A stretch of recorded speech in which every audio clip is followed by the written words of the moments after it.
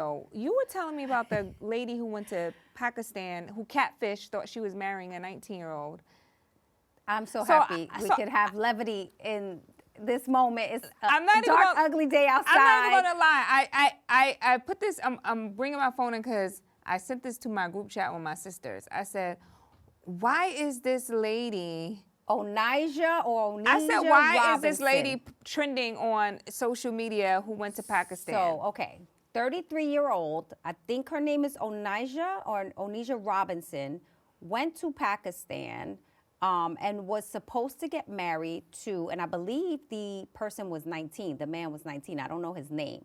So she's supposed to get married. Something happened. I don't know what happened.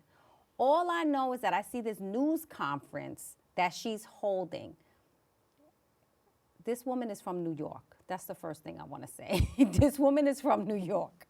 And you can hear it in her voice. Like, she talks like a New Yorker. But it's wild. Like, there were, like, all this news cameras. Did you see the clip? Yeah, I saw it. Or she's, like, saying crazy things. Mind your business. It's crazy. She said, I'm going to need $20,000. I'm going to need $20,000. That's the best thing. But you know what's crazy is I saw a video where allegedly she was in a mental health mental health center or whatever. They finally... There's definitely a mental health issue there.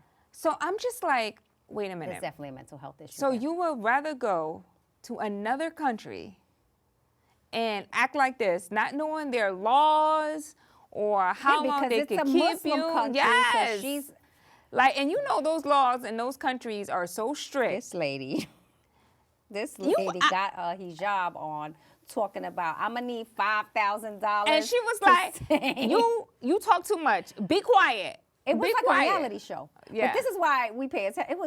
This is our new reality shows. This is why we pay attention. It was like a reality show. And now we're following her. You know, they said that she was supposed to get on a plane to go back home. And she wouldn't go.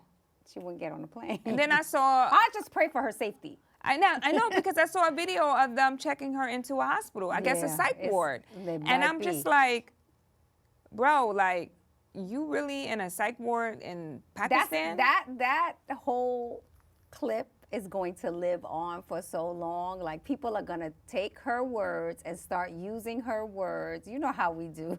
Yeah. And start using it as, like, just kind of slang. I forgot what she said that made me laugh. I know when she was like, mind your business. She's talking to their press crazy. Yeah. I mean, I feel bad. Sometimes I feel bad laughing because I think about it like, is there a mental issue here? Yeah. You know what I'm saying? Like, I don't want to laugh at that. Clearly. But the stuff was funny. I know. The stuff was funny. I'm just like, I just be getting nervous traveling to like, but she put Pakistan on the map, though. She sure did. Because she said, I need $100,000 to, we're going to fix this country. She said, and my husband is going to build on the land, and then we're moving to Dubai, but we're going to build on the land. I was like, okay. I know. It was quite entertaining. I was very invested in it this morning. Yeah. I was like, this is comedy. I needed that. I needed that laugh, especially after the whole news about Irv. Yeah. So I definitely needed that laugh. She was wild. Yeah. I mean, I didn't get it at first because I was like, what's happening here? Like, right. Like, what's happening? So, I said this to my daughter, right? Because I always send my daughter stuff like that. And she was like, what is this? I keep seeing this lady on TikTok. Yeah. Right? Because I guess now they're memeing her on TikTok. And I was like, Kayla, please watch this clip. Yeah. Because I need you to see how ridiculous it is. And I think that, you know, and that stuff trends. Yeah. That stuff goes viral fast. Ridiculousness is monetizable. Yes, it is. And I hope she's making some money off of it. I hope she gets some money off of that, too, especially hopefully to pay for her mental health bills, because it's going to cost somebody. I don't know who it's going to cost, but it's going to cost somebody. And where is she staying? I have no idea. What if it was like a whole, like, because I heard spoof? she catfished the kid, like the 19-year-old. Sometimes I do feel like when I see this stuff, I'm like, this ain't real. Yeah. What if it's like a whole scripted episode of something, right? Because I'm like, this is not real. Like, this is like, so who crazy. Would do that? Who would do that?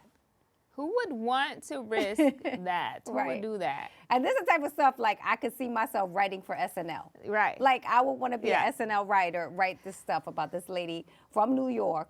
That there was a whole thread about where she was from. You know SNL is going to do a skit on it. You know SNL is going. I don't know because SNL be always doing the funny, like when they catch something go viral. Because I'm a fan. I'm from the days of Eddie Murphy. I used to recite those skits. Yeah. But like, and shout out to Keenan. We did an interview with Keenan Thompson on the Math Hoffa show. But, it's sometimes they don't be hitting. Their skits don't be hitting. It's like they're not picking up on what's really happening outside. Yeah. And I think they might need some more writers of color in there. That's what I think. But so did he say if they have writers of color in the room? I didn't ask him that. I should have asked him that. Yeah. How did I miss that? Well, he was on a time crunch, but we were talking about a lot of different things, but that's a good question. Next time we get him up there, I'm going to ask how many writers of color are in the writing room. Because I feel like I think it has definitely increased as of recently, right? But for a minute it was kind of white. Wow. It was kind of white, at least. At least that's what it's giving when I'm looking at the comedy. Yeah. I'm not trying to say white comedy ain't funny. There's a lot of funny white comics, but they had Dave Chappelle on there recently, and he was hilarious. Dave was great. Yeah. But you always, to me, I always see when they pull out a Dave Chappelle, they know. Yeah, I want to see that Peacock documentary. Yeah. They have a whole Peacock documentary on SNL, 50 years. So I definitely want to watch it. I haven't watched it yet. I did watch the Fall of Diddy documentary on ID. In addition to the Peacock documentary, I've been watching everything. There's so many out there, I can't keep up. I know. I thought 5 episodes was OD. The Fall of Diddy was 5 episodes. I'm like, which network is that one on? That was on it was on ID, and was that Discovery? I'm not sure. Discovery? Or HBO Max or something. All these networks are like combined now. I just put it on my computer and it comes up. I just like type in your I was watching one last night. I don't know. Was I in it? I'm in the Peacock one. I don't know. I watched the first episode and I fell asleep. You watched The Fall of Diddy. Yeah. So I will say the first 2 episodes kind of rehash a bunch of stuff that we've already seen out there. Like I know that they talk about the Shine thing in the first couple of episodes, but episodes 3, 4, and 5 of that doc were kind of Isn't there a Tubi one, too? There might be a Tubi one. There's a TMZ one. Well, I know that might be the Tubi one because they asked me like 5 times to be a part of that, and I kind of dubbed them. They asked me to be a part of the Fall of Diddy a year ago when they started it. It wasn't called the Fall of Diddy. It was, Maxine Productions, and they had sent me an email. They were looking for stories, but when they asked me, there was really no benefit for me to do it. I will do some of this talking head stuff, especially like a friend of mine was producing the Peacock doc, and he said, look, we need a journalist to speak to his career, which I could do. But when they asked me to do the Fall of Diddy, it was more so like, do you have any stories about it? And it was leaning in that direction. And I was like, I ain't got that. So I don't want to be a part of something just to be a part of it. Like, if you're asking me to speak as an expert or a journalist in the culture, I can do that. But I ain't got no stories that you're looking for. So maybe you need to get somebody else on the line.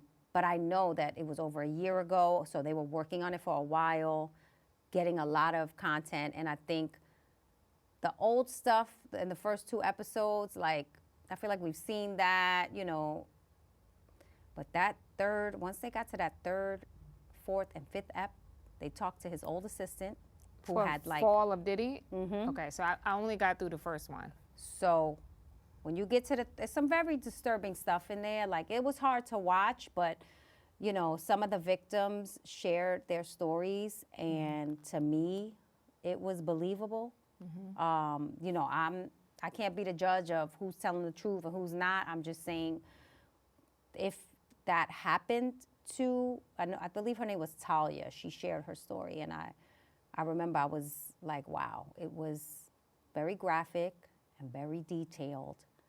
And if that's what she went through, it was a violent situation. It was not good for him, you know. Yeah. But you should watch it because she explains why she came forward so much later.